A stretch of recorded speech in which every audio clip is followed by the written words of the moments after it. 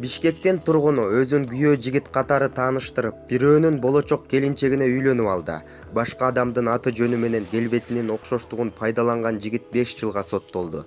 Бул тууралуу жергиликтүү маалымат сайты кабарлады. Асем менен Бактиярдын окуясы бир нече жыл мурун башталган. Алар башында никеге турбай, бирге жашап көрүүнү жөн көрүшкөн.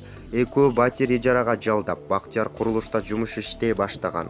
Бирок жумушта жүрүп Бактиярдын үстүнө оор нерсе кулап, ал жаракаты менен ооруканада 1 ай жатып чыккан. Анын баш мээси чайкалып, баш сөөгү сынган. Мындагы кызыктуу жагдай, ал ооруканада жаткан кезде анын ЗАГС бөлүмүнө барып никесин каттатканы белгилүү болгон. Кийинчерээк белгилүү болгондой, анын ордуна Тайыр аттуу жигит Асемге үйлөнүп алган.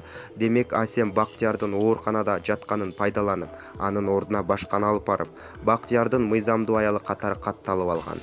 Биринчи инстанция соту Тайырды 5 жылга соттоп, шарттуу түрдө кесилди. Ошону менен бирге сүйүктүүсүнүн аты менен башканы ЗАГСга алып барып алдамчылык жасаган. Асем да 5 жылга эркинен ажыратылды. Маалымат Барометр чекит KG сайтынан алынды.